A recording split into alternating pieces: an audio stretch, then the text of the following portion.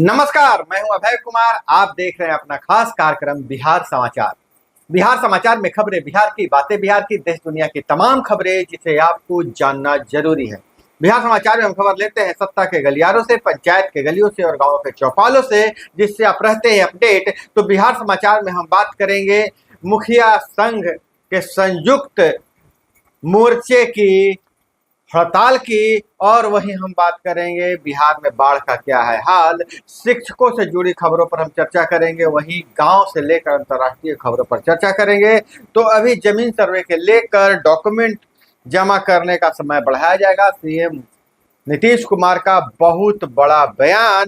CM Nitish ने high level meeting की, बोले लोगों को नहीं होनी चाहिए परेशानी। बिहार में लैंड सर्वे को लेकर जारी विरोध के बीच सीएम नीतीश कुमार ने शनिवार को पटना में हाई लेवल मीटिंग की। बैठक में मुख्यमंत्री ने डॉक्यूमेंट जमा करने के लिए और समय देने का निर्देश दिया है।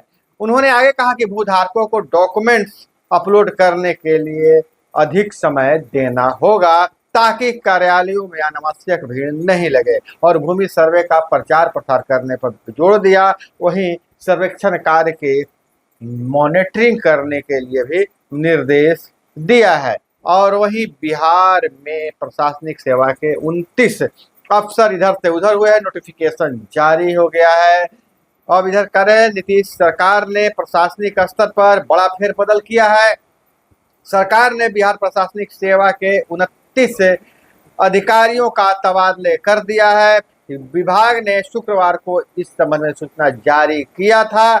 कुमारी सीमा को बिहार स्वास्थ्य सेवाएं एवं आधारभूत संरचना विकास निगम लिमिटेड में मुख्य महाप्रबंधक बनाया गया है, और इसी तरह से 28 अन्य अधिकारियों को इधर से उधर किया गया है। और वहीं बिहार के 75,000 शिक्षकों के वेतन पर लगा है ग्रहण। 1 अक्टूबर से उन्हें ऑनलाइन हाजिरी बनाना अनिवार्य कर दिया गया है। बिहार में 1 अक्टूबर से सरकारी स्कूलों के शिक्षकों को ऑनलाइन उपस्थिति दर्ज कराना अनिवार्य होगा। ऐसा नहीं करने वाले शिक्षकों का वेतन रोक दिया जाएगा और अनुशासनात्मक कार्रवाई की जाएगी। राज्य के 81,223 स्कूलों में 4,78,000 शिक्षक पहले से ही ऑनलाइन उपस्थिति दर्ज करा रहे हैं। जो शिक्षक ऑनलाइन हाजिरी नहीं बना रहे हैं उनके मॉनिटरिंग शिक्षा विभाग द्वारा की जा रही है। पटना में 15 अक्टूबर से रक्षा वाहिनी संघ का धरना। बिहार गृह रक्षा वाहिनी अनिश्चितकालीन प्रदर्शन करेगी और कटिहार में आम सभा कर किया आह्वान। कटिहार के आनंद भवन में बिहार रक्षा वाहिनी संघ सेवक संघ के द्वारा आम सभा का आयोजन शनिवार को किया गया था। इस वाकये पर मुख्य अतिथि के रूप में केंद्रीय कमेटी प्रदेश महासचिव सुदेश्वर प्रसाद, प्रदेश संगठन सचिव अशोक कुमार सिंह, रमाश्रय प्रसाद सिंह उपस्थित थे। अपनी मांगों को लेकर उन्होंने पटना में 15 अक्टूबर से धरना देने की घोषणा किया है। और वहीं बिहार पंचायती राज संयुक्त संघ 1 अक्टूबर से भितिहरवा से, गांधी आश्रम भितिहरवा से अपनी यात्रा निकालेगा, और यात्रा के बाद 15 अक्टूबर से ही कलमबद्ध हड़ताल करने वाला है। बिहार में जितने भी जनप्रतिनिधि, पंचायती राज के जनप्रतिनिधि अपनी मांगों को लेकर, अपने अधिकारों को लेकर आंदोलन करने वाले हैं और कलमबद्ध हड़ताल करेंगे। और इनका मांग है कि केरल के तर्ज पर सांसद विधायक कोटे की जो राशि खर्च होती है वह ग्राम सभा में पारित हो तभी काम हो। वहीं उन्हें आसानी से हथियार उपलब्ध किया जा सके, हथियार का लाइसेंस उपलब्ध कराया, उनकी सुरक्षा का पुख्ता प्रबंध किया जाए, और सांसदों और विधायकों की तरह ही उनके लिए भी वेतन भत्ते और पेंशन की व्यवस्था की जाए। इन मांगों को लेकर वार्ड संघ, पंच संघ, सरपंच संघ, मुखिया संघ, पंचायत समिति संघ, सारे संघ को मिलाकर एक संयुक्त मोर्चा बनाया है, और यह मोर्चा अब आंदोलन करेगी। और इधर स्मार्ट मीटर पर जगदानंद ने सीएम से किए हैं 13 सवाल। कहा बिजली बिल की वजह से 2 कमरों के बदले 1 कमरे में शिफ्ट हुआ हूं। मुख्यमंत्री नीतीश कुमार ने शुक्रवार को ऊर्जा विभाग की समीक्षा बैठक की थी। दूसरे ही दिन शनिवार को आरजेडी के प्रदेश अध्यक्ष जगदानंद सिंह ने प्रेस कॉन्फ्रेंस कर 13 सवाल किए हैं। उन्होंने कहा है कि स्मार्ट बिजली मीटर को लेकर जनता त्राहिमाम कर रही है। आरजेडी ने जब स्मार्ट बिजली मीटर से जुड़े सवाल उठाए तो मुख्यमंत्री इसकी समीक्षा करने की बात कह रहे हैं। कॉन्फ्रेंस कर 13 सवाल उन्होंने जगदानंद ने पूछा है। उन्होंने कहा है कि स्मार्ट बिजली मीटर को लेकर जनता त्राहिमाम कर रही है और बिहार का एक भी व्यक्ति स्मार्ट मीटर से संतुष्ट नहीं है। और सत्ता पक्ष का यह बयान, ऊर्जा मंत्री का यह बयान कि आरजेडी अध्यक्ष का बिल कम आया है, तो जगदानंद ने कहा कि मैं जानता हूं कि मेरा बिजली बिल कम कैसे आया है। 2 कमरे के बदले 1 कमरे में शिफ्ट होकर काम चला रहा हूं। और वही बिहार के 12 जिलों में घुसा पानी और कोसी गंडक उफान पर 140 पंचायतों की 1,41,000 आबादी प्रभावित है। कोसी बराज पर पहली बार चढ़ा है पानी, आवागमन बंद। 13 जिलों में 2 दिनों तक भारी बारिश का अलर्ट है।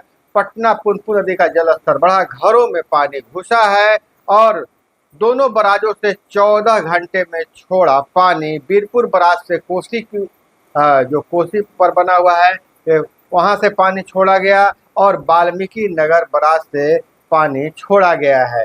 और बिहार में तेजी से फैल रहा है पानी और यह पूरे 13 जिलों में बाढ़ की स्थिति बनी हुई है।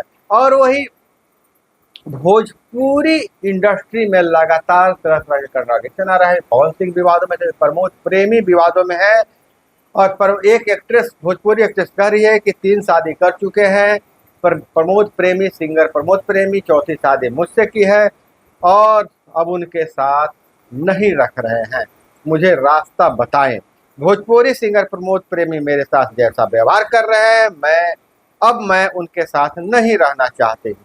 वो 3 शादी पहले ही कर चुके हैं, 4थी मुझसे किए हैं, अब मुझे वो साथ नहीं रखना चाह रहे हैं और लेकिन मैं तैयार हूं, यह कहना है भोजपुरी एक्ट्रेस प्रियंका देवी का। प्रियंका ने सिंगर प्रमोद प्रेमी यादव पर शादी के बाद मारपीट कर छेड़छाड़ छोड़ देने का आरोप लगाया है। और इधर किशनगंज से खबर आ रही है कि लड़कियों के जरिए 50 लोगों को से 1.5 करोड़ रुपए की ठगी की गई है। लड़कियां बुलाती है, न्यूड वीडियो शूट होता है, इसी बीच गैंग मेंबर धावा बोल देता है और जो पीड़ित है उसके साथ मारपीट की जाती है और फिर उनसे ब्लैकमेलिंग कर पैसे की उगाही की जा सकती है। किशनगंज में सेक्स टॉर्शन का एक मामला सामने आया है, जहां सेक्स के जाल में लोगों को फंसाकर उनको ब्लैकमेल किया जाता है, फिर उनसे लाखों रुपए वसूले जाते हैं। इस गिरोह में 2 महिला समेत 5 लोग शामिल हैं। गिरोह में शामिल महिला पहले लोगों को अपने प्रेम जाल में फंसाती है, उसके बाद कमरे में ले जाती है, उनके साथ शारीरिक संबंध बनाती है, उस पूरे वीडियो को शूट किया जाता है। अब उसके बाद उससे गैंग से जुड़े लोग ही कमरे में आते हैं और मारपीट करते हैं और उसके बाद ब्लैकमेलिंग का खेल शुरू हो जाता है। और यह मामला सामने आया है कि बहादुरगंज का रहने वाला हाफिज मुस्लिम के साथ यह घटना घटी है। 21 सितंबर को उसने टाउन थाना में इस मामले को लेकर 5 लोगों के खिलाफ शिकायत दर्ज किया है। और वहीं जमीन सर्वे पर मुख्यमंत्री का फिर से बयान आ गया है कि जमीन के कागज अपलोड करने के लिए और समय मिलेगा, लंबित म्यूटेशन का तेजी से निपटारा किया जाए। और इधर अगर हम बात करें तो छपरा मांझी रेल पुल के पास रेलवे ट्रैक पर अज्ञात तत्वों ने रखा पत्थर, ड्राइवर की तत्परता से लखनऊ छपरा एक्सप्रेस दुर्घटनाग्रस्त होने से बची है। और इधर जम्मू कश्मीर व हरियाणा में प्रचार का, चुनाव प्रचार का आखिरी दौर है। वहीं पीएम मोदी ने कहा है कि बापू बेटा सीएम बनना चाहते हैं, तो राहुल ने कहा भाजपा ने स्वाभिमान छीना है।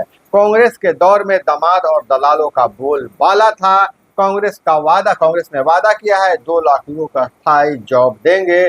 जम्मू में मोदी कांग्रेस सीमा पर गोली का जवाब सफेद झंडे से देती थी, अब सफेद झंडे से जवाब उन्हें देना पड़ रहा है। और इधर मुस्लिम महिला कोर्ट पहुंची, कहा सरिया असंवैधानिक, बेटी का हक बराबर क्यों नहीं, संविधान में समानता है, अरब का कानून अपने देश में क्यों है। यह मामला आ रहा है ग्वालियर से। मध्य प्रदेश के दतिया की 60 साल की खुशना ने मुस्लिम पर्सनल लॉ 1937 सरिया को हाई कोर्ट में चुनौती दी है। कलेक्टर ने आधा हिस्सा दिया, कमिश्नर ने आदेश को पलटा। आजादी के बाद सरिया कानूनों में बदलाव नहीं है तो एक देश में 2 कानून कैसे चल सकता है, यह मुस्लिम महिला ने कोर्ट से पूछा है, अब हाई कोर्ट में घसीटा है। और वहीं लेबनान पर इजराइल की एयर स्ट्राइक में हिजबुल्लाह चीफ नसरुल्लाह मारा गया है। ईरानी सेना का डिप्टी कमांडर भी ढेर हुआ है। खौफ ऐसा है कि इजराइल के supreme leader Khamenei safe house में शिफ्ट हो गए हैं और सरकार अब हर तीसरे महीने पेट्रोल और डीजल के दामों की समीक्षा की तैयारी कर रही है। दामों में 10% की कमी के आसार हैं क्योंकि क्रूड ऑयल में 19% की कमी आई है। अब कीमतों में राहत देने का प्लान है। वहीं 3 लाख बांग्लादेशी असम से भागकर दूसरे राज्यों में छुपे हुए हैं। 6 साल में 6 करोड़ 5 लाख दस्तावेज जांचे गए हैं, 1600 करोड़ रुपए खर्च हुए हैं, पर एनआरसी अधूरा है क्योंकि 3 लाख लोगों का बायोमेट्रिक रिकॉर्ड भी नहीं है क्योंकि ये नागरिकता के लिए क्लेम ही नहीं कर रहे हैं, तो ऐसे में इनका रिकॉर्ड कैसे आएगा। तो दोस्तों, यह थी वो तमाम खबरें जिसे आपको जानना जरूरी था। इसी तरह से खबरों के लिए जुड़े रहिए हमारे साथ। चैनल पर नए हैं तो चैनल को सब्सक्राइब कर लीजिए। वीडियो पसंद आए तो लाइक जरूर कीजिएगा। मिलते हैं अगले वीडियो में। जय हिंद, वंदे मातरम।